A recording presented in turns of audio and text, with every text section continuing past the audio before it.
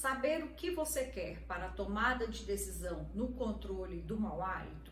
Você vai por qual caminho? Qual seria a sua decisão quando você precisa cuidar da saúde do hálito? Bom, eu sei que esse não é um caminho fácil. Tomar a decisão, a atitude em buscar um tratamento, para muitas pessoas pode ser um drama. Primeiro começa porque você normalmente não sabe por onde buscar ajuda. Como se tem que o mau hálito é vindo da falta de higiene ou de problema do estômago, a primeira coisa que você faz é caprichar na escovação dos dentes. É introduzir antissépticos bucais, que são os enxaguantes, passar mais fio dental e seguir todas as orientações, informações que você vê aí pela internet para controlar o hálito em casa. E saiba, você não está errado, você está muito correto. A primeira coisa, se fosse eu, o que eu faria seria justamente isso. Se algum dia eu tive problema, ou eu tiver um problema, realmente eu vou cuidar mais de passar o fio dental, vou caprichar, passar mais vezes talvez, escovar bem mais e muito melhor os meus dentes, limpar a minha língua e, se preciso for, usar o enxaguante bucal. Acontece que, depois de tentado isso, o que as pessoas fazem? Elas vão naquela história, mau hálito vem do estômago. E aí ela procura um médico que cuida do estômago. Faz-se os exames, algumas vezes se usa medicamento, outras vezes não. E aí a pesquisa começa justamente por aí. Como eu vou fazer minha higiene bucal de forma adequada? Quem seria o médico que trata do estômago, que trata do mau hálito? Ah, não é um problema das amígdalas, não é um problema da sinusite, um problema de infecção de alguma parte das vias aéreas. Por que eu tô tendo mau hálito? Então, essas perguntas que você tem na cabeça, essas dúvidas que você tá lá buscando a resposta nas redes sociais, isso é comum e você deve procurar sim. Essa orientação, ela vai começar daí, porque eu entendo que não é com um amigo, não é normalmente em casa que você vai se abrir sobre o assunto e você vai ter a resposta. Sendo assim, quando você vai atrás dessas informações, você busca, é claro, como todo mundo, o meio mais fácil, que seria essa higienização, mas aí depois, até chegar o momento que você se decide por buscar uma ajuda especializada. Até que chega um momento que muitas vezes você passou ou não por um médico que cuida do estômago, ou do nariz, do ouvido, da garganta, até chegar a um cirurgião dentista. Algumas vezes você foi ao cirurgião dentista, que é o cirurgião dentista, um clínico geral, que tem uma outra especialidade, mas que ele não está por dentro de como tratar o assunto.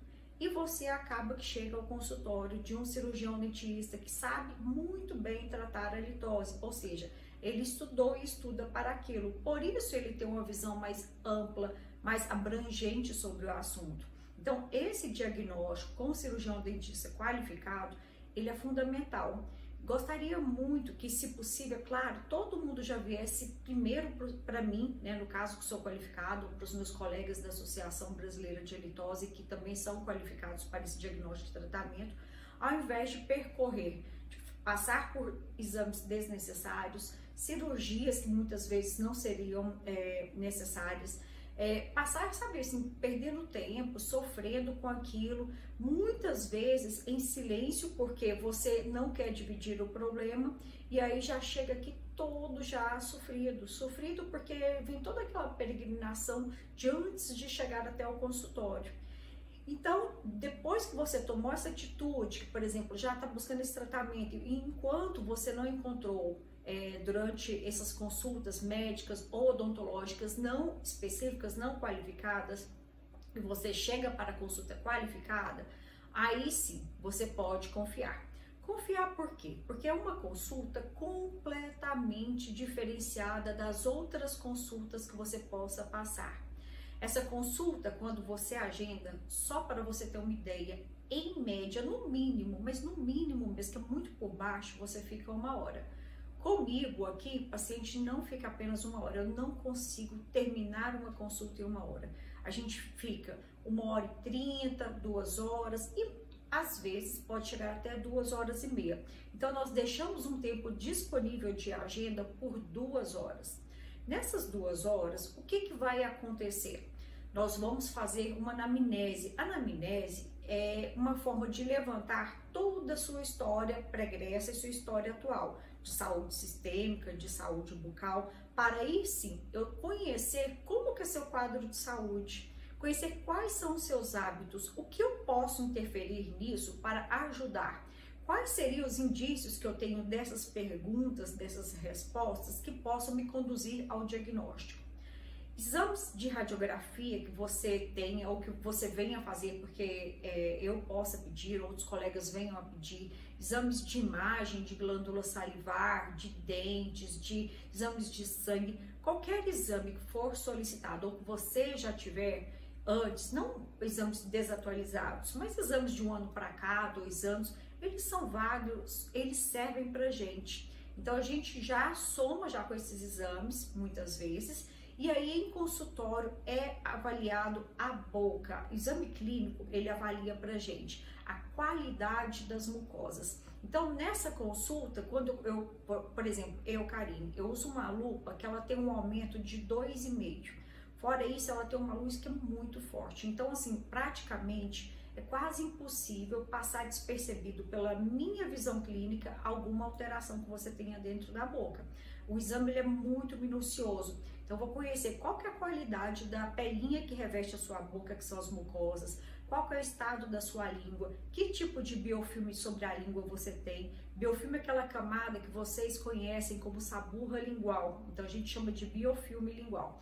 Os dentes. Esses dentes estão legais, tem alguma alteração, tem fratura, ele tem manchas, ele tem cárie, como estão essas restaurações, como que está o ponto de contato? Ponto de contato é o contato entre um dente e outro, como está a amígdala, como está a orofaringe, como está embaixo da língua, como é que está o céu da boca, ou seja, é uma varredura para se ter noção de como você consegue higienizar, de como que está a sua situação clínica bucal. E aí, somado a isso, a gente faz os exames de saliva. Os exames de saliva, eles são assim, para mim, a melhor parte da nossa consulta, para mim a mais importante. A saliva, na verdade, ela é um lubrificante natural da nossa boca. É como a água é o lubrificante do nosso organismo, ela também, a água é da nossa saliva, que é da nossa boca. Nossa saliva é que conduz, é quem tem um sistema natural de proteção contra micro-organismos, ela que nos dá a sensação de conforto, ela lubrifica, hidrata a nossa boca. Então eu vou conhecer a saliva de repouso, que é a saliva quando a gente não está mastigando. Essa saliva, ela é fundamental, porque a maior parte do tempo a gente não passa mastigando, a gente passa ou conversando, ou de boca fechada, né? Normalmente de 6 a 7 horas por dia em média, dormindo.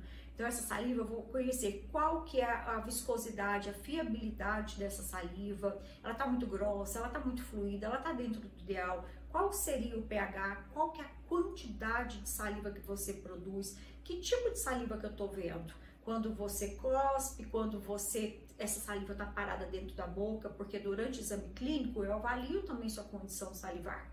E aí depois eu faço um exame de saliva de mastigação, ou seja, as glândulas, elas trabalham de formas diferentes. Então, por exemplo, eu estou em repouso, um tipo de glândula vai trabalhar, eu estou mastigando, outro tipo de glândula vai trabalhar.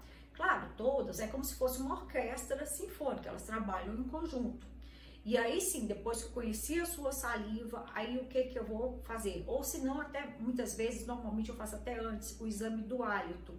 Fora de pandemia, nós sempre fizemos um exame que se chama organolético. Organolético é eu sentir, através do meu olfato, como está a qualidade do seu hálito. Ou seja, é uma qualificação minha, é uma qualificação de forma subjetiva, porque a gente, assim, é o meu olfato, a gente não tem números, não tem um aparelho mostrando, quantificando quantas partículas tem por bilhão. Não, eu qualifico, olha, esse hálito realmente ele tá forte, ele tá fraco, ele me incomoda, não incomoda, ele tem um odor característico aqui. Então isso aí o profissional que é qualificado sabe verificar. Só que agora em pandemia a gente praticamente não tem realizado esse exame. Tem um outro exame que também é muito importante, que eu chamo de análise digital do hálito, porque a gente usa um aparelho digital, no meu caso, que é usado um aparelho que se chama Alimper, que ele quantifica os compostos sulfurados voláteis, ou seja, eu vou conhecer como que está a concentração desses gases dentro da sua boca. Então eu verifico de onde que está vindo essa halitose, eu faço através do nariz, através da boca, e eu vou conhecer qual realmente é a quantidade desses compostos aí dentro. Então a gente faz 3 tomadinhas dentro da boca e aí sim eu tenho aquele resultado. Quando eu somo tudo isso nesse tempo de mais ou menos 1h30, eu tenho mais ou menos uma meia hora, 20 minutos, 15 minutos, cada caso é um caso. Tem paciente que conversa muito, tem paciente que é mais reservado, conversa pouco, eu tenho que ficar extraindo, puxando o que eu preciso saber, e aí sim que eu faço a conclusão diagnóstica. Normalmente, praticamente, acredito que em 99,9% dos casos eu já faço essa conclusão diagnóstica na mesma consulta, e aí sim eu já passo um plano de tratamento. E por que que eu falei isso? Quando você toma sua decisão, né, de fazer o tratamento do mau hálito, e aí você recebe esse diagnóstico, e você, por exemplo, sabe, Karine, ó, eu tenho isso, isso e isso, então o que que eu preciso de fazer? Então eu vou te contar qual o seu plano de tratamento. Talvez eu te proponha 1, 2 planos de tratamento. Isso depende muito, por exemplo, se o paciente mora aqui na cidade, se ele mora em outro estado, se ele mora em uma cidade um pouco mais distante do estado de Goiás. Então esse plano de tratamento ele é baseado no que eu observei e baseado em região que a pessoa mora. Então, para isso, eu tenho um plano de tratamento, e aí eu posso apresentar 1, 2 ou mais planos de tratamento. Claro, nem todas as situações que acontecem decorrentes, a halitose acontece decorrentes dela, eu vou conseguir tratar. Eu sou especialista em prótese, eu faço restaurações, eu faço a laser terapia, eu faço tratamentos periodontais, mas tem regiões da odontologia, áreas específicas que eu não atuo. Então, algumas vezes eu tenho que fazer encaminhamento para outros profissionais. Então, pode ser que isso seja necessário. Por isso, fica tudo muito explícito durante essa nossa consulta de diagnóstico, né, avaliação do hálito. E aí sim, tomei essa decisão de chegar até o consultório, no caso você tomou, então é passado o plano de tratamento. E aí você fica às vezes temeroso, por quê? Porque a halitose, a gente tem 2 tipos de halitose, na verdade 3. A halitose, que é o que a gente chama de halitose clínica. Clínica por quê? Porque foi detectado que você tem alteração. Meu alímeter, a minha análise digital me mostrou, sua quantidade de salivar está contribuindo bastante, você tem diversas alterações na boca. Então eu tenho certeza, tem outras pessoas que já te relataram o problema, mas também isso aí, a gente tem outro, que é o segundo tipo, é a halitose subclínica. Nessa halitose subclínica, na verdade, é o tratamento mais difícil. Por quê? Subclínica é porque normalmente o paciente sente que tem alteração, mas os aparelhos não conseguem detectar a alteração. Ninguém nunca te avisou, eu não percebo nenhuma alteração na boca, mas você percebe. Não invalido nenhuma queixa, nenhuma de paciente. Acontece que você pode sentir, mas a gente não sentir. Então aquela preocupação excessiva, não sei se chega a ser, algumas vezes não, a halitofobia, que é o medo excessivo, extremo de ter mau hálito, que às vezes te tira do sério e te tira também do convívio social. Isso te leva a acreditar que muitas vezes o diagnóstico, ou meu, ou de outros colegas tão bom, ou muito melhores do que eu, tá lá te mostrando que você tem essa halitose subclínica, mas você não acredita, porque você acha que aquele problema, todo mundo sente, aquele problema atormenta na sua vida, aquele problema te tira do sério, te deixa triste, depressivo. Então, nesses casos, eu recebo sim pacientes desses casos, muitas vezes, tá? Não são poucos, não só eu, como todos os meus colegas que atendem Brasil afora, recebem esse tipo de paciente, que pode ser o seu caso, inclusive, que está assistindo esse vídeo agora. E aí, você recebe um plano de tratamento. Ou você recebe, por exemplo, assim, uma orientação muito específica, tá? Porque algumas vezes você nem, assim, de um tratamento muito específico você não precisa, outras vezes você pode precisar, mas a dúvida, a pulguinha que fica atrás da orelha será que esse diagnóstico tá correto? Será que realmente não tem um erro nisso aí? Porque não é possível. Eu sinto forte.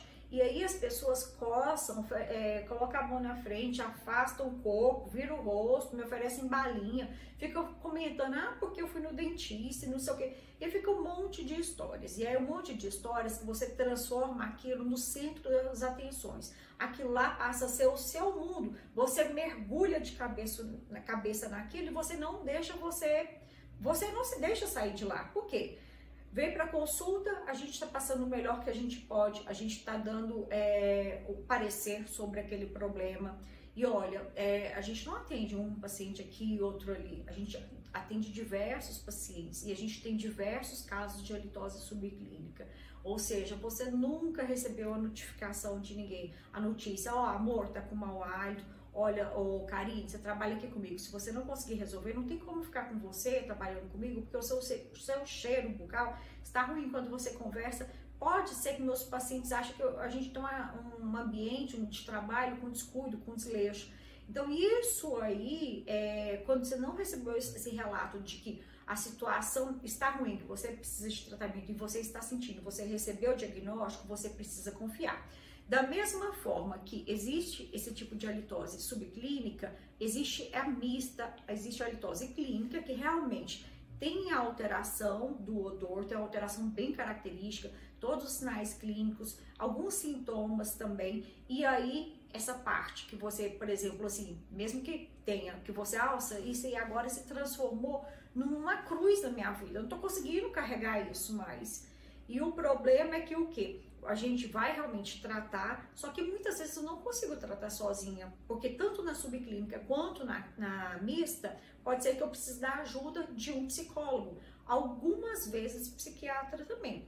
Sinceramente, as pessoas, não estou falando só das pessoas, quando eu falo das pessoas eu falo de mim também, as pessoas somos nós, estamos muito desequilibrados, vivemos numa correria de dia a dia, tudo parece que é fator de competição, a gente dando valor assim a coisas bobas que a gente talvez não seja esse mundo de redes sociais, principalmente de Instagram, onde todo mundo só publica coisas boas. É claro, a gente publica melhor foto, melhor vídeos, melhores dizeres, tá certo, tem muita gente que compartilha coisa ruim, mas no geral a gente tem essa tendência, e é claro, é muito melhor a gente ver coisa boa, falar de coisa boa, do que ficar sofrendo, do que, assim, sabe, com notícias, com tragédias. Então, notícias e tragédias a gente vê através de noticiários, não através, igual de perfis como os meus, ou de outros, de pessoas que têm uma vibe muito boa. E aí, então, a gente não pode deixar, por exemplo, esse transtorno, como se fosse... não sei nem te explicar o que é, te tira do sério e aquilo lá te deixa muitas vezes depressivo, excluído da sociedade, não porque muitas vezes a sociedade te exclui, mas você faz essa autoexclusão, então isso aí te leva a perder muitas coisas boas da vida. Então o tratamento de halitose, ele é sério, a halitose sempre tem tratamento, mas não adianta você vir, você não aceitar o diagnóstico, você vir apenas se consultar e não fazer o tratamento. Quando o paciente faz o tratamento, que ele fica com o diagnóstico guardadinho lá na cabeça, dentro da gaveta ou dentro da bolsa, vai adiantar? Não vai, a menos que essa halitose ela passe de uma forma sozinha. É claro, tem várias doenças, vários problemas na nossa vida que a palavra cura vocês até sabem, eu detesto essa palavra, mas até uma autocura. Quantas doenças, a gripe não faz autocura, ela não se autotrata? A halitose pode acontecer isso também. Só que os casos que a gente vê são de halitose crônica, halitose que já tem meses, eu não sei precisar quantos anos, quantos meses, eu não sei quando isso começou, a vida inteira. Sempre que eu entendo por gente, como se diz aqui em Goiás, eu tenho mau hálito, né? Eu tenho mau hálito desde criança, isso começou na adolescência, já tem 5 anos, já tem 6, já tem não sei quantos. Então, eu não sei qual que é o motivo. E aí, às vezes, a pessoa fala assim, nossa, mas porque o tratamento da halitose tem um valor alto, né? Eu não consigo fazer. Olha, eu tenho certeza que quando você se planeja para tratar do problema, por exemplo, aquilo lá é da sua prioridade, você realmente tem que passar por aquele tratamento, você tem que se planejar, você tem que se programar para isso. Karine, mas a consulta também é uma consulta que tem um valor alto. Bom, sobre valores, o que eu digo para vocês? Quando a gente tem uma prioridade, quando a gente, por exemplo, faz um tratamento muito diferenciado, que é o meu caso aqui, que eu reservo 2 horas do meu atendimento para estar com um único paciente, que eu invisto em toda a infraestrutura, em toda a qualidade de atendimento, em todo o que eu sei, todo o meu conteúdo, a minha bagagem clínica, a minha bagagem vinda lá desde a época da graduação até hoje, sim, porque todos os dias a gente tem que estudar. E a gente não estuda só coisas referentes ao mau hálito. O nosso corpo é uma máquina que a boca, ela faz parte desse corpo, que o ar que sai, ele faz parte do nosso corpo, que os dentes fazem parte, que todos, é como assim, se fosse um pé, uma cabeça, um cabelo, tudo, é uma máquina. Então essa máquina, não adianta eu pensar assim, eu graduei odontologia, dentista, dente, estuda só dente, entende só disso.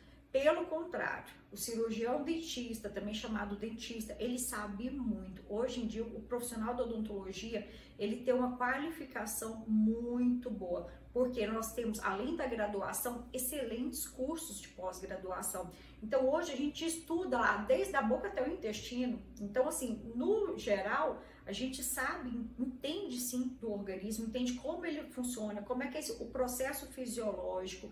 Então, fique tranquilo, que eu tenho certeza que se você se preparar ou para a consulta ou para consulta e tratamento, caso seja a necessidade, porque nem todo caso que chega de consulta para mim, eu proponho tratamento. Tem casos que eu proponho tratamento mínimo ou eu não proponho nada, vai depender do que eu vou ter aqui de diagnóstico. Agora, se programe para você fazer, entregue a sua saúde para um profissional que seja qualificado. E tem mais. Normalmente, aliás, não é normalmente, é sempre, não existem planos de saúde que cubram o tratamento e consulta da litose, nem em Goiânia, nem lá em Brasília, nem em São Paulo, Rio de Janeiro, lugar nenhum desse Brasil, não existe. Até mesmo porque bons profissionais não se vão entregar por uma consulta de 5 minutos, 10 minutos, 15 minutos. Agora, os exames que a gente precisa pedir, por exemplo, se você tem um convênio odontológico, se eu precisar de radiografias, eu vou conseguir pedir essas radiografias pelo seu convênio. Os convênios, eles são obrigados a aceitar o meu pedido, mesmo não sendo credenciada por nenhum convênio, eles precisam acatar o meu pedido. Os convênios médicos também. Então, se eu precisar de exames de imagem, exames laboratoriais, exames radiográficos, odontológicos, eles vão cobrir. Agora, se você não tem, a gente vai achar o melhor caminho para que você faça esses exames. O importante é se cuidar. Eu tenho que cuidar só da boca ou eu tenho que cuidar da boca e do meu psicológico também? Então, muitas vezes você vai vir e eu vou te encaminhar, como eu já falei antes. Eu vou te encaminhar, se precisar for, para um colega que faça parte da odontologia que eu não faço, vou te encaminhar para um psicólogo, talvez para um nutricionista, talvez para um psiquiatra. Cada caso é um caso. Eu sei que todo paciente, quando bem tratado, vai estar controlado. O controle, ele é feito pelo paciente, por quê? Nós, profissionais, fazemos de tudo, o melhor que for para ter sucesso no seu tratamento. É claro, cirurgião dentista, às vezes a pessoa pensa assim, ele gosta que a gente tenha cárie, ele gosta que a gente tenha problema da gengiva. Pelo contrário, odontologia destrutiva, ela é muito do passado. Eu nem tinha nascido ainda, provavelmente. A odontologia de hoje, ela é preventiva. Então, a gente trabalha com prevenção. Então, nós não queremos fazer restaurações dentais, próteses, ficar tratando o hálito todo dia, ficar aquele equilíbrio e desequilíbrio de bactérias. Só que muitas vezes, por exemplo, mesmo que eu tenha dado o melhor aqui no consultório, você esteja dando o melhor lá na sua casa, olha, tô seguindo tudinho que a Karine me ensinou, que outro profissional ensinou, tô fazendo tudo da melhor maneira possível. Mesmo assim, às vezes a gente leva, eu chamo de baile, às vezes a gente leva um baile dos micro-organismos. Controlar bactérias, vírus, fungos é um calo no nosso pé. Então, essa é a questão. A questão é a gente começar um tratamento e terminar, até a gente ter esse controle, até você receber alta. Pode ser que esse tratamento dure 3, 4, 6 meses ou um ano, não importa, o importante é a gente tratar, tá bom?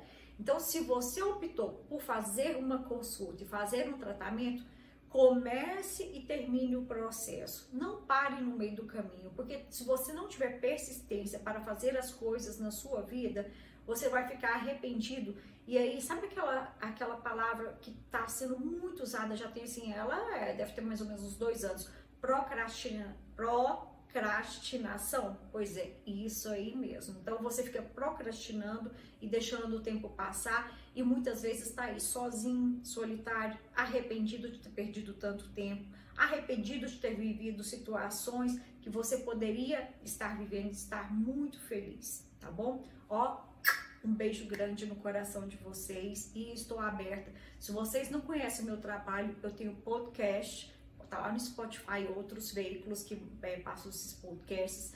Tem um canal aqui no YouTube, meu perfil no Instagram, ou seja, e o meu blog. Meu blog é uma coisa assim fantástica, maravilhosa. Na verdade, eu acho que é o veículo que eu me comunico que eu mais amo, porque eu amo conversar, eu amo escrever, tá bom?